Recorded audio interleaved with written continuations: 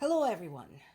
Another day, another prod by one of EU's top diplomats to stop hamstringing Ukraine and just let it do what it needs to do to get its country back. And as you all know, I agree with this. It's ridiculous. A friend of mine who is a huge history fan and knows history actually much better than I do, said, can you imagine when Americans supplied some weapons actually to the other allies, including the Soviets, but told them, hey, how about you don't use those to hit inside Germany? Otherwise, use the weapons all you want, but you can't hit inside Germany. I have a feeling Roosevelt would have received some very, very interesting phone calls from the heads of the Allied States. Case in point, people are talking about nuclear threat from Russia, but I don't think they're talking about this particular one. This one is real. So people are talking about, what if we provoke Russia and they fire their nuclear weapons at us? I told you that shit, that crap is bogus, bogus, bogus. No. This is the one you should have been terrified of since March of 2022, when Zaporizhzhya nuclear power station was first occupied by Russians. And just to recap why we should be worried about that.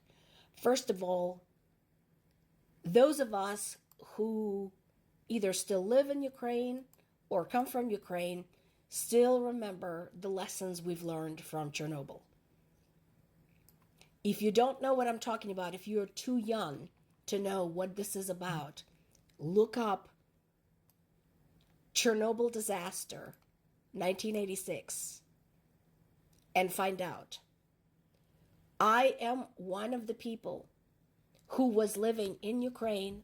I was 11 years old at the time, who experienced the fallout from the Chernobyl disaster, the literal fallout. I'm not talking about political, economic, no.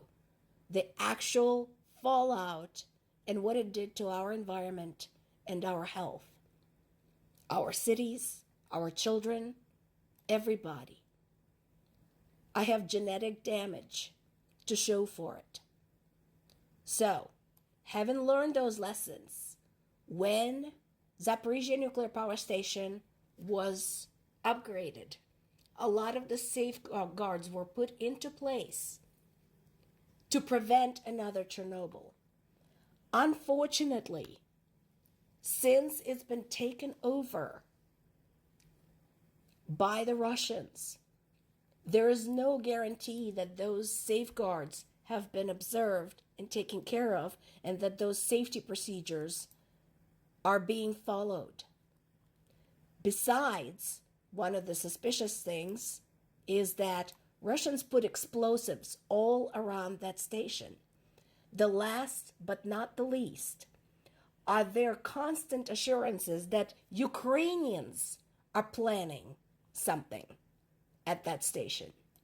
Usually, based on prior experiences with the Russians, when they're saying something like that, it means they are up to something. It's not Ukrainians who would blow up their own power station, considering the Chernobyl history. Ukrainians would not do that. We're not dumb enough. We understand, we've experienced this personally, that fallout knows no borders. This is going to affect the world, so we would never do a thing like that. But they, painted into the corner, unable to win this war, they would do this. CNN, get a life. We can't even conduct an election right now because we're concerned that any election site would become a target for more mass murders of civilians. So can we please at least try not to put the cart before the horse and try to speculate, about what the elections might imply if they happen? Because at this particular time, Ukraine is a little bit busy fighting for its survival and survival of its people.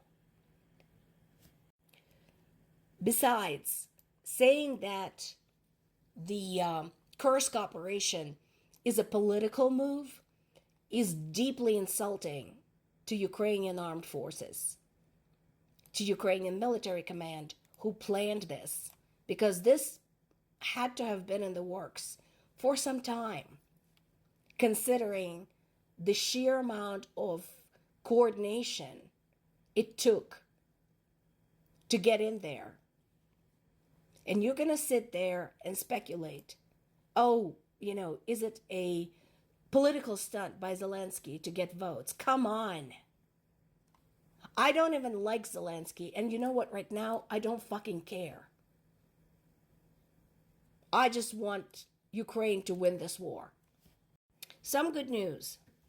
So, since our allies are determined to control what we can and cannot use against our lethal and very dangerous enemy, Ukraine said, okay, fuck it. We'll do it ourselves. Now, nobody said we can't use electronic components supplied by the West. It's not missiles.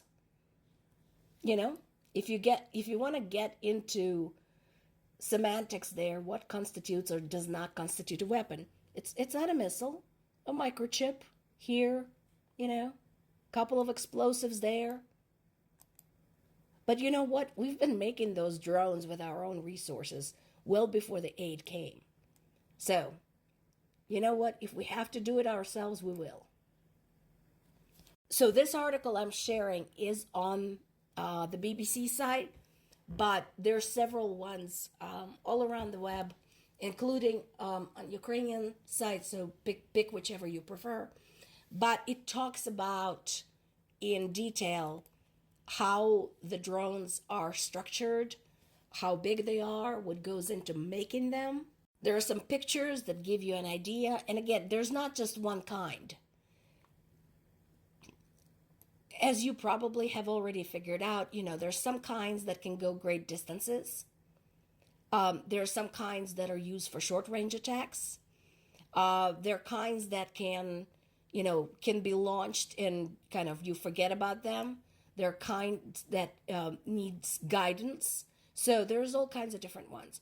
The point is that this particular type of weapon opened a whole new area of covert operations in the war in Ukraine. So if you're interested in this particular part of military technology, definitely read the article. It is fascinating, especially if you're like me and you're an engineering major and you're into that sort of thing. Read it.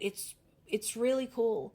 And again, considering how far back in this war Ukrainians started using the drones and started basically pumping them for every single advantage they could get, it's pretty impressive. That's Ukraine.